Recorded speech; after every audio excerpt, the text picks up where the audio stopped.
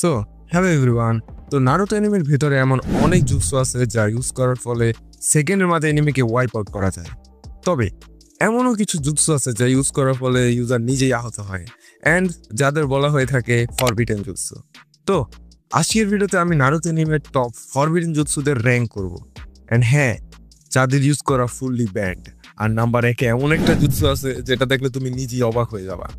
So let's begin. And হ্যাঁ, চ্যানেলটিকে subscribe করতে ভুলো না ভাই। সো আমাদের লিস্টে সবার শেষে আসে multi shadow clone jutsu, so যেটাকে সেকেন্ড হোকাগে আবিষ্কার করেছিল। এখন কথা হইতেছে মাল্টি শ্যাডো ক্লোন জুৎসু কেন ফরবিডেন।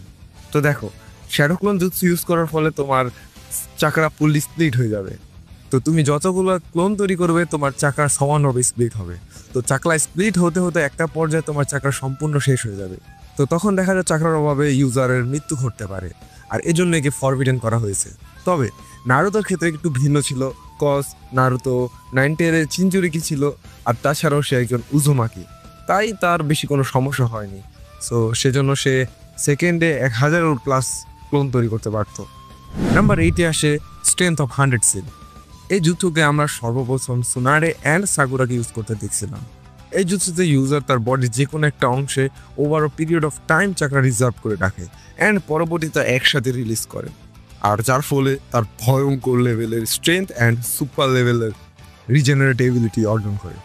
তবে এই জুৎসু মাস্টার করার জন্য ইউজারের insane level of chakra control প্রয়োজন। আর হ্যাঁ, সাকুরা এটা কন্ট্রোল করতে 3 বছর লাগছিল। এই জুৎসুর একটা ব্যাড সাইড রয়েছে, সেটা হইতেছে যদি চাকরা কন্ট্রোলে কোনো একটা ভুল হয় তাহলে ইউজারের ডেথ হতে পারে।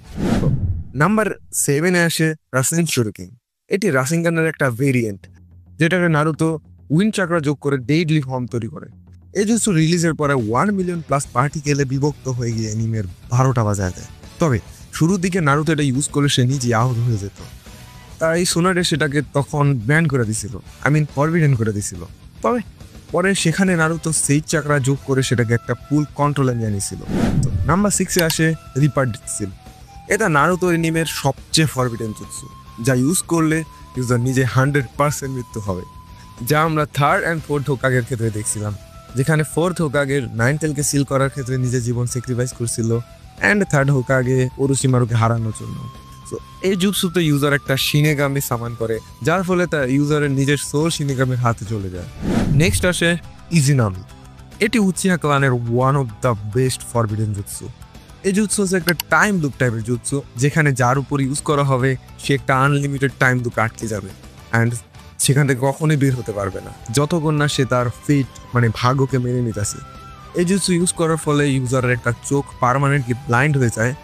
তবে একটা ভয়ঙ্কর জুৎসু, আর যেটা আমরা ইতাচিকে ইউজ করতে দেখছিলাম অ্যাগেনস্ট কাবুটো, এটি ইজেনাগি জুৎসুকে কাউন্টার করার জন্য আবিষ্কৃত হয়েছিল। তারপরে আসে রিনেরি বার্থ। রিনেরি বার্থ একটি সিম্পল ফরবিডেন জুৎসু যা রিনেগানের মাধ্যমে ব্যবহার করা হয়, যেখানে ইউজার নিজের লাইফের বিনিময়ে মৃতদের রিভাইভ করতে পারবে, যা আমরা নাগাতোকে দেখছিলাম, সে পুরো কোনা ভিলেজকে রিভাইভ করে দিছিল। এখন আসে top 3। So are you ready? তো নাম্বার 3-এ আসে 8 ইনার গেট। এটি এমন একটা জুৎসু যা ইউজ করার ফলে ইউজার গড লাইক পাওয়ারফুল হয়ে যায়। সো এই জুৎসুর আমরা 2টা বেস্ট ইউজার দেখছিলাম, একটা মাইট ডাই আর একটা মাইট গাই।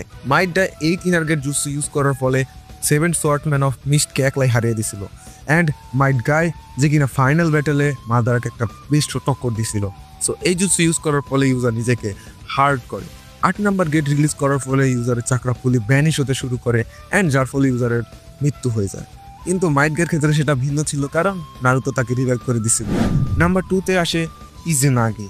এটি উচিয়া ক্লানের one of the most darkest গেমযুক্ত টাইপের জুৎসু, যেখানে ইউজার লিটারালি রিয়েলিটিকে চেঞ্জ করতে পারে এবং নিজের ইলিউশনকে রিয়েলিটি বানিয়ে দিতে পারে।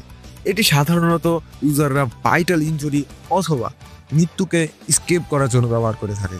এই জুৎসুর বড় একটা ক্ষতি হচ্ছে এটা ইউজ করার ফলে ইউজারের একটা চোখ ব্লাইন্ড হয়ে যাবে।